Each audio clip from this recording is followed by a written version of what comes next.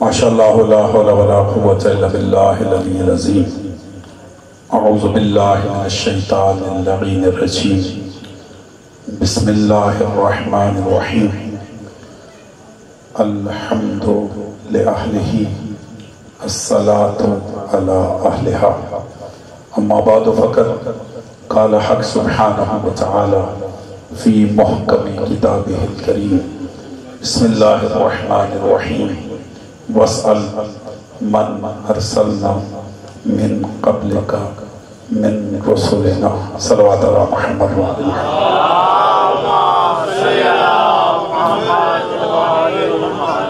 نعرہ تکبیر مل کے اللہ کی عظمت کبریائی کا اعلان فرمائے نعرہ تکبیر نعرہ رسالت نعرہ رسالت مل کے نعرہ حیدری نعرہ حیدری خاندان زہرہ پہ بلند تر صلوات ہدیہ کرنا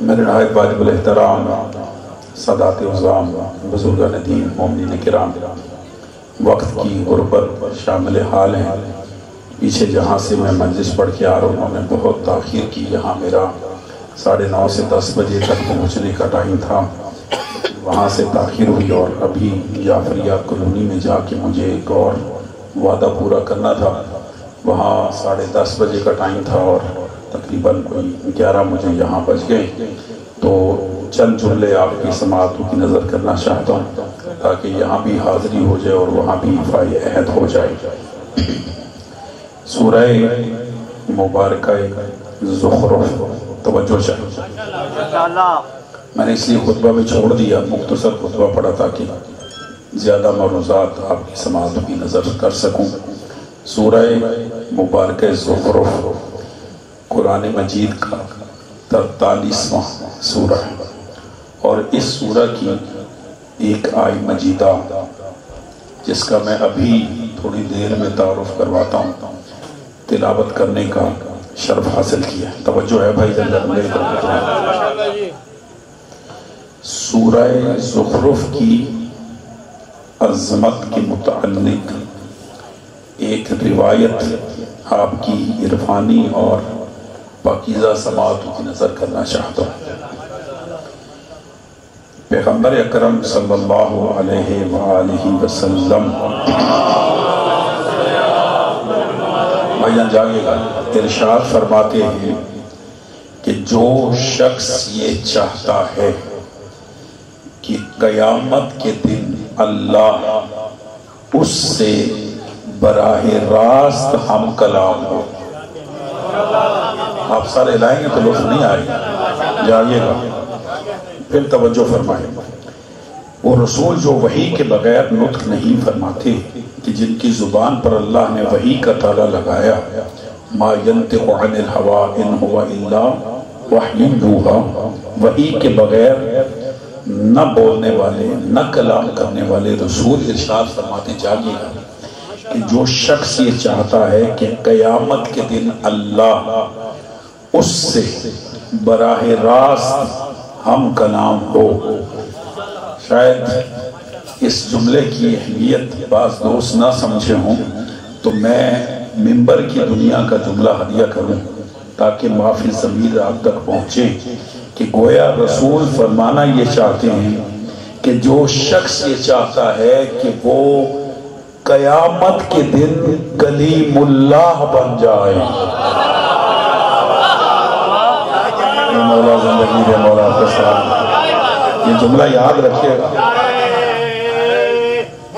جی آپ سلام توجہ ایسا ہے والی جی یعنی کلیم اللہ کا لقب حضرت موسیٰ علیہ السلام اور حضرت موسیٰ علیہ السلام کلیم اللہ کیوں ہیں کہ وہ اللہ سے جی آپ سلام براہ راست ہم کلام ہوتے تھے ایسا ہے یا نہیں اور یہی پیغمبر فرما رہے ہیں کہ جو شخص یہ چاہتا ہے کہ وہ قیامت کے دن کلیم اللہ بن جائے تو وہ اس دنیا میں سورہ زخرف کی تلاوت کیا صلوات پڑھے عظمت محمد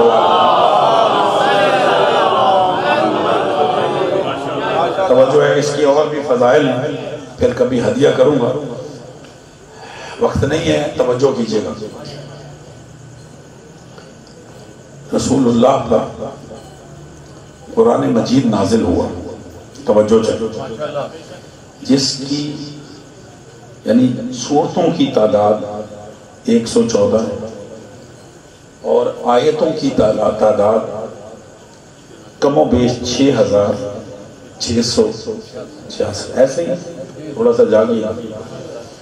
اچھا، یہ جو قرآن مجید رسول اللہ پہ نازل ہوا، اس کی صورتوں اور آیات کی دو قسمیں، یا تو مکی ہیں بولیں یا مدنی، ایسا ہی چاہیے گا، یعنی جو رسول اللہ پر آیات مکہ میں نازل ہوئی وہ مکی،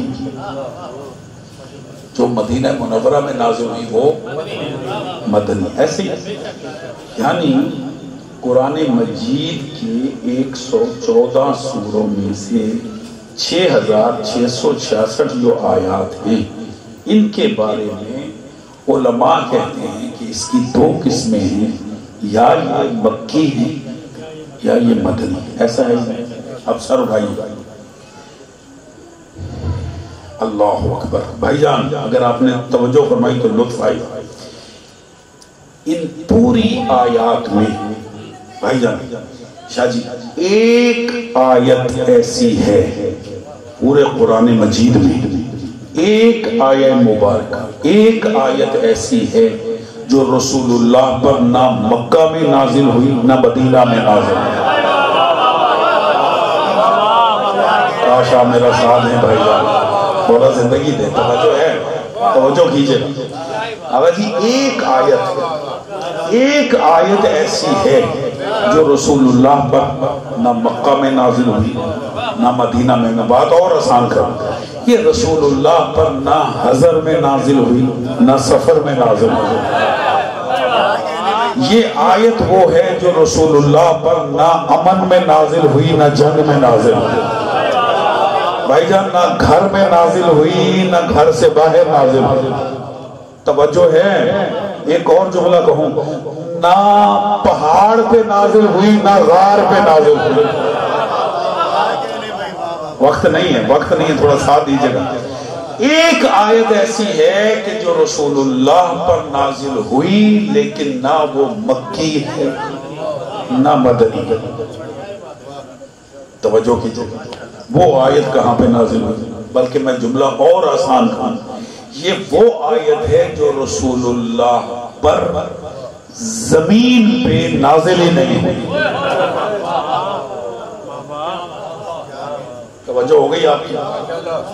توجہ ہو گئی بھائی جان، جاگے گا، نہ مکہ میں نہ مدینہ میں نہ سفر میں نہ حضر میں نہ امن میں نہ جنگ میں نہ گھر میں نہ گھر سے باہر۔ پھر سوال بنتا ہے کہ یہ آیت کب اور کہاں نازل ہوئی؟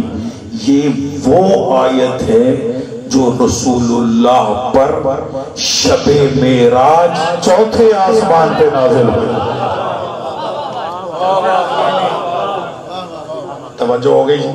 کہاں نازل ہوئی؟ شب معراج، جب پیغمبر اکرم معراج پر تشریف لے گئے اور پیغمبر اکرم صلی اللہ علیہ وآلہ وسلم کا براق چوتھے آسمان پر پہنچا تو اللہ نے، میری طرف دیکھیں، اللہ نے 1,24,000 انبیاء کو اپنے حبیب کے استقبال کے لیے چوتھے آسمان پر جمع کیا، صف در صف انبیاء کھڑے ہو گئے، اتنی استقبال میں دیر ہوئی کہ نماز کا وقت ہو گیا۔ اب یہ پایا کہ انبیاء کی صفوں کو نماز جماعت کون کروائے گا؟ سارے انبیاء سے کہا گیا، سارے انبیاء نہیں، تب دیکھیں گا، یہ کہہ کر انکار کر دیا کہ ہم بے شک نبی ہیں، رسول ہیں، اولی العزم رسول ہیں، صاحب کلمہ ہیں، صاحب شریعت ہیں، لیکن ہم سردار انبیاء کو جماعت نہیں کرا سکتے۔ آپ تھک کے سن رہے ہیں بھائی، میں کچھ کہنا چاہ رہا ہوں، ہم سردار انبیاء کو جماعت نہیں کروا سکتے. اب میں جملہ دوں کاش اب تک جملہ پہنچے. بھائی جس نبی کو، جس حبیب الہ العالمین کو بھائی جان نوح، ابراہیم، موسیٰ، عیسیٰ جیسے انبیاء نماز نہ پڑھا سکے، وہ کسی نو مسلم کے پیچھے کیسے نماز پڑھا؟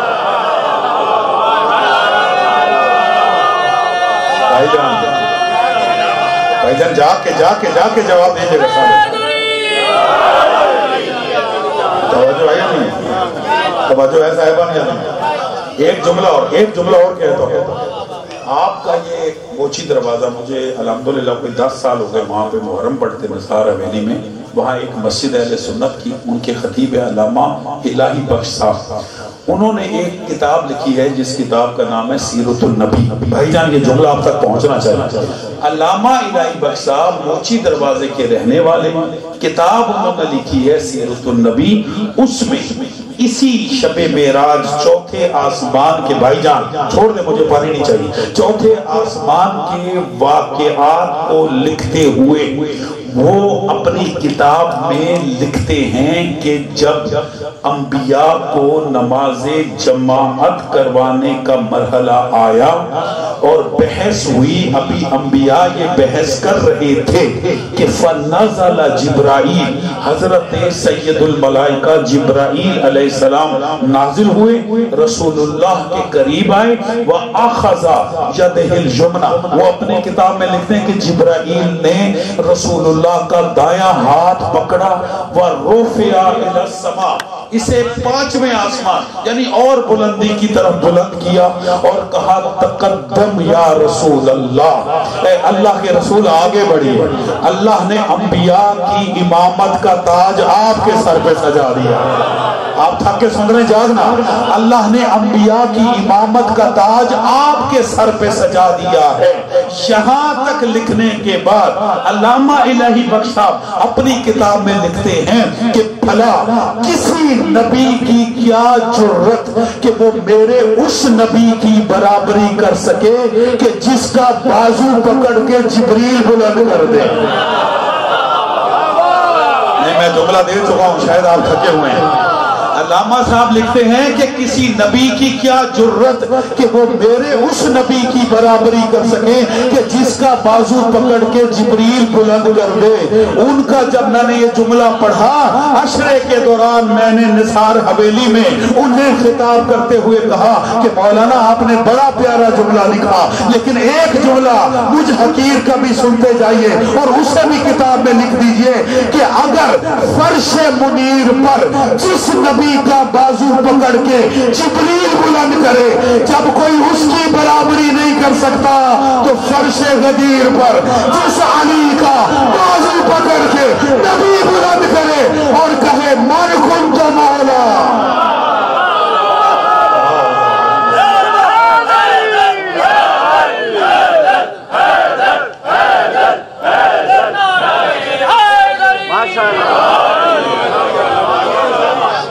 توجہ ہے صاحبان یا نہیں؟ توجہ ہے. پورا ہوا خدا کا ارادہ غدیر میں، مولائیوں کو مل گیا مولا غدیر میں. اترا ہوا ہے شیخ کا چہرہ غدیر میں، نقلی نے دیکھا اصلی خلیفہ.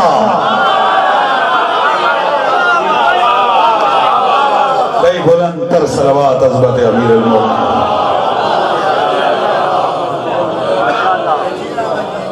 توجہ ہے صاحبان، بھائیان توجہ ہے. جب پیغمبر اکرم، یہاں میں بہت رک سکتا تھا لیکن میں رکنا چاہتا ہوں، وقت نہیں رک رہا، توجہ چاہیے. جب پیغمبر اکرم نماز پڑھا چکے انبیاء کو، تو وہ جو میں نے قرآنیات کے حوالے سے ابھی جملہ ہدیہ کیا کہ وہ آیت جو نہ مکی ہے نہ مدنی، وہ کون سی آیت ہے جو چوتھے آسمان پہ نازل ہوئی؟ جب نماز پڑھا چکے اب جبریل امین اللہ کا پیغام بصورت وحی لے کر نازل ہوئے. اور سنیے اور یاد رکھیے گا، یہ کوشچن بھی کر سکتے ہیں. کہ سورہ زخرف کی، جس کی میں نے ابھی آیت تلاوت کی نامہ کلام میں، اسی آیت کو لے کر جبرائیل چوتھے آسمان پہ نازل ہوئے۔ سورہ زخرف ترتیب کے اعتبار سے 43واں سورہ، اور جو آیت نازل ہوئی جو نہ مکی ہے نہ مدنی، آگا جی اس آیت کا نشان ہے 45 نمبر آیت، جا کے دیکھیے۔ اللہ نے جبرائیل کو بھیجا، جا میرے حبیب کو جی پیغام دے، کیا اب 1,24,000 انبیاء نبی مکرم کے سامنے صف در صف، توجہ کیجئے گا، آپ کو خود پتہ چلے گا کہ یہ آیت کا وہاں نازل ہونا بنتا تھا۔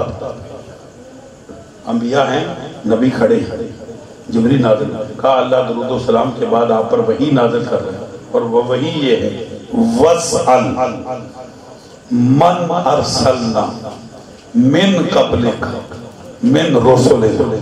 میرا حبیب اللہ کہہ رہا ہے کہ ان انبیاء سے پوچھ کہ میں نے انہیں کیوں نبی بنایا۔ اے مولا زندگی دے آپ کو سلامت رکھے، توجہ ہے صاحبان یا نہیں؟ بات پہنچ رہی ہے؟ خدا کہتا ہے حبیب، اب اس کا پس منظر میں نے عرض کر دیا، اب لطف آئے گا۔ جب نبی نماز پڑھا چکے اور انبیاء صف در صف کھڑے، نبی مکرم چوتھے آسمان پہ، جبریل اللہ کا آفیشل پیغام لے کر آیا، وَاسْأَلْ مَنْ أَرْسَلْنَا مِنْ قَبْلِكَ مِنْ رُسُلِنَا۔ میرا حبیب ان سے پوچھ کہ میں نے انہیں کیوں نبی بنایا، نہیں ہے مجمع میرے ساتھ، ان سے پوچھ کہ میں نے انہیں کیوں رسول بنایا۔ جب اللہ نے حکم دیا، اب نبی نے رخ کیا انبیاء کی طرف، اور نبی کہتے ہیں کہ اے گروہ انبیاء، اللہ کا پیغام آیا ہے کہ میں تم سے پوچھوں کہ الا ما بعثوا، کہ اللہ نے تمہیں کیوں مبعوث کیا، کیوں نبوت و منصب رسالت عطا کیا۔ آخری جملہ کہہ رہا ہوں، توجہ کیجئے گا۔ جیسے ہی نبی مکرم نے یہ سوال کیا، انبیاء نے جاگے گا، انبیاء نے چوتھے آسمان پر اس آیت یعنی سورہ زخرف کی 45 نمبر آیت کے نزول کے بعد جب نبی نے پوچھا کہ اللہ نے آپ کو کیوں منصب نبوت و رسالت عطا کیا، جب نبی نے پوچھا تو سارے انبیاء نے، اس کو سنی شیعہ تمام مورخین نے لکھا کہ یک زبان ہو کر کہا کہ یا رسول اللہ، ہم نے اقرار توحید کیا، نبوت نہیں ملی۔ نہیں ہے مجمع میرے ساتھ تھک سن رہے ہیں؟ ہم نے اقرار توحید کیا، ہمیں نبوت نہیں ملی۔ ہم نے اقرار رسالت کیا، ہمیں نبوت نہیں ملی۔ ادھر ہم نے اقرار ولایت علی کیا،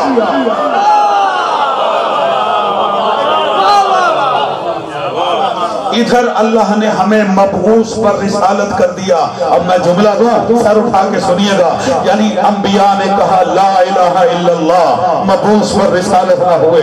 انبیاء نے کہا محمد الرسول اللہ، مبعوث پر رسالت نہ ہوئے۔ ادھر انبیاء نے کہا علی ولی اللہ، اللہ نے کہا جاؤ تم نبی ہو گئے ہو۔ بھائی جب اقرار ولایت کے بعد نبی نہیں بنتا تو تو اور میں مسلمان کیسے؟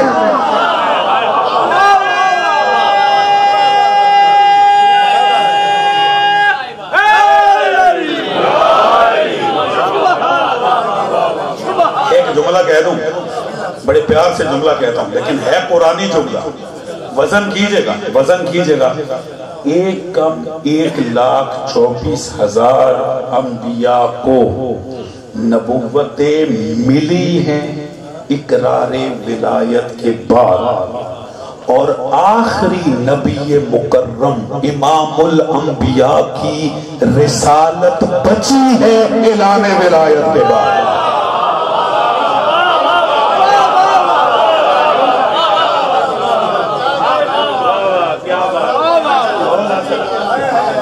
بھائی بلندر صلوات عظمت امیر المومنین۔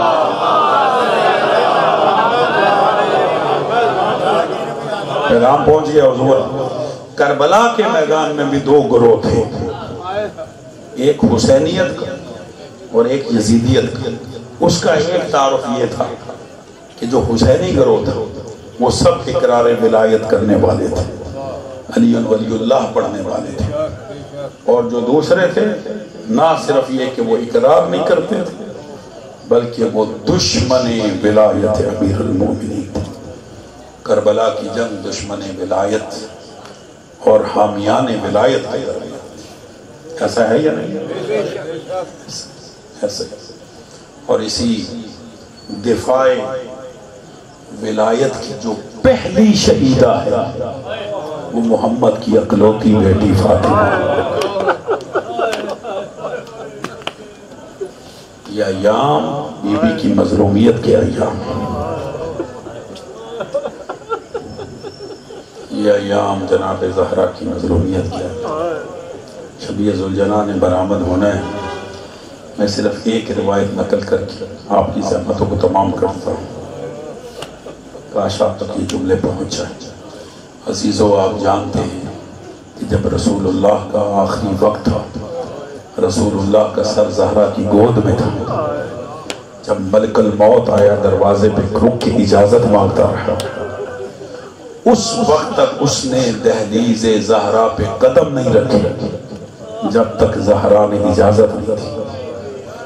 یہ احترام ہے چوکھٹ بطول کا، یہ احترام ہے دہلیز زہرا کا۔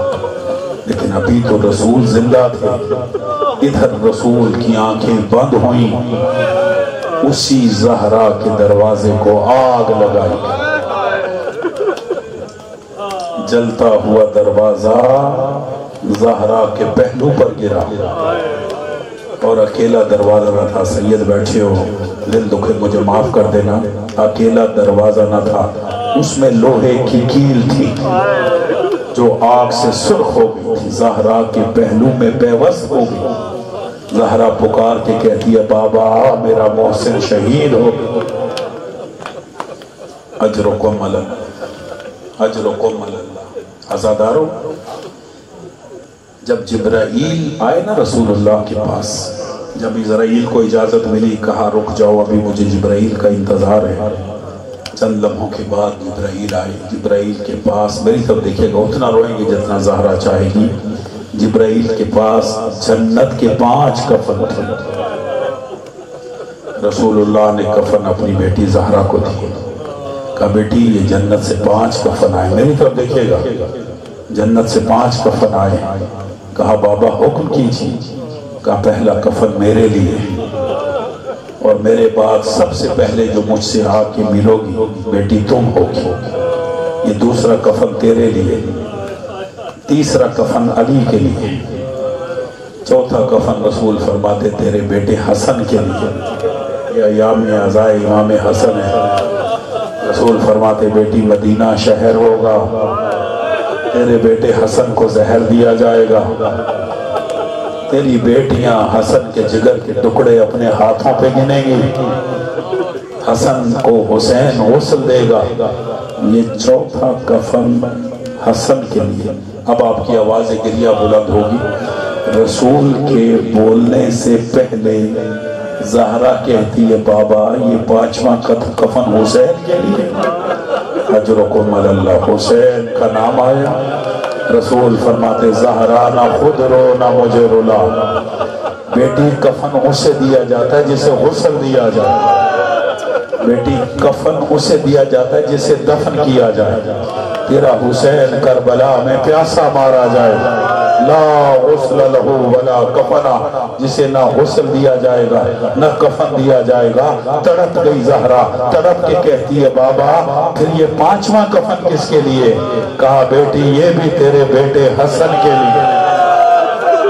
اجرکم اللہ۔ ایک جملہ کہوں سینے پہ ہاتھ ماریے گا، بھیا جس کو 2 کفن ملیں اسے کہتے ہیں امیر حسن، اور جسے کربلا میں ایک بھی کفن نہ مل سکے اسے کہا جاتا ہے غریب حسین۔ ایک اور جملہ کہہ دوں، جس کی میت اور لاش سے بہنیں تیر نکال دیں اسے کہتے ہیں امیر حسن، اور جس کے کے لاش پر تیر برسے ہو اور بہنیں خاموشی سے گزر جائیں اور یہ کہہ کر گزرے حسین بہن کو معاف کر دینا، کاش میرے ہاتھ کھلے ہوتے، آج تیری میت سے بھی میں تیر نکالتی۔ جہاں بہن کھلے ہوئے ہاتھوں سے آئے وہ امیر حسن ہے، اور جس کی لاش پر بندے ہوئے ہاتھوں سے آئے وہ امیر، وہ غریب حسین ہے۔ بس آخری جملہ کہتا ہوں عزادارو، اسی پہ شبیہ برآمد ہوگی۔ امام حسین کو نہ غسل ملا، امام حسین کو نہ کفن ملا، لاشا جلتی ریت پر 3 دن پڑا رہا، لاش پہ گھوڑے دوڑتے رہے۔ بس آخری جملہ کہتا ہوں، جب عزادارو امام حسین علیہ السلام ذوالجناح سے فرش زمین پر آئے، مجھے معاف کر دینا، شمر ملعون کے ہاتھ میں خنجر تھا، خنجر کو گھماتا ہوا امام حسین کے قریب آیا، سجدے میں تھے حسین، اس ملعون نے پاؤں کی ٹھوکر سے حسین کو سیدھا کیا۔ پھر میرا 12واں امام کہتا میرا سلام ہو اپنے اس آقا حسین پر، وَالشِّمْرُ جَالِسٌ عَلَى صَدْرِهِ، یہ ملعون حسین کے سینے پہ سوار ہوا، امامے کو اتارا، آخذاً بِلِحْيَتِهِ، حسین کی ریش مبارک میں ہاتھ ڈالا۔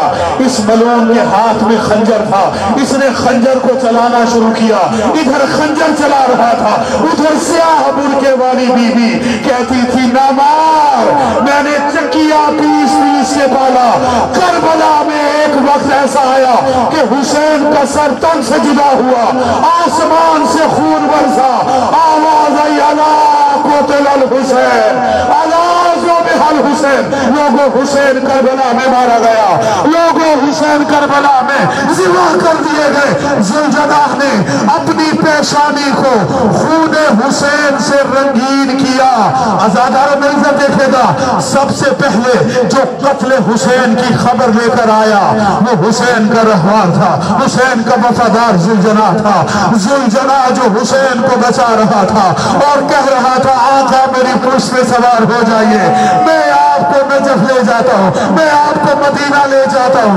لیکن عزادارو حسین نے کہا ذوالجناح اپنی پیشانی کو نیچے کر۔ ذوالجناح نے پیشانی کو نیچے کیا تھا، حسین نے اپنا زخمی ہاتھ ذوالجناح کی پیشانی پر لگایا تھا۔ اس وقت تک ذوالجناح حسین کو بچانے کی کوشش کرتا رہا، ادھر حسین کا سر تن سے جدا ہوا اور شمر ملعون نے جس کو حسین کا سر پکڑنا نہیں آتا تھا، مجھے معاف کر دینا، حسین کی زلفوں سے اس نے حسین کے سر کو پکڑا۔ حسین کا بدر نازنین کربلا میں تھا، اس نے اپنے خون سے اپنی پیشانی سے خون حسین سے پیشانی کو رنگین کیا اور پھر خاک اڑاتا ہوا ذوالجناح چلا ہے خیام کی طرف۔ ادھر خیمے میں ذوالجناح پہنچا، حسین کے سینے پہ سونے والی سکینہ ایک مرتبہ خیمے کے باہر آئی، دیکھا بابا کا ذوالجناح کھڑا ہے، اپنی ننھی ننھی باہیں اس نے حسین کے رہوار کی گردن میں ڈالی اور پکار کے ایک جملہ کہا جو آج بھی مقتل میں درج ہے، پکار کے کہتی ہے یا جواد و ابی سوکے یا ابی ام قتلا عطشانا۔ سکینہ کہتی ہے اے میرے بابا کے ذوالجناح، بے شک میں پیاسی ہوں، میرا علی اکبر پیاسا مارا گیا، میرا قاسم پیاسا مارا گیا، میرا اصغر پیاسا مارا گیا، لیکن جب میرا بابا گیا تھا تو بڑا پیاسا تھا۔ مجھے بس اتنا بتا دے کہ شہید ہونے سے پہلے کسی نے میرے باپ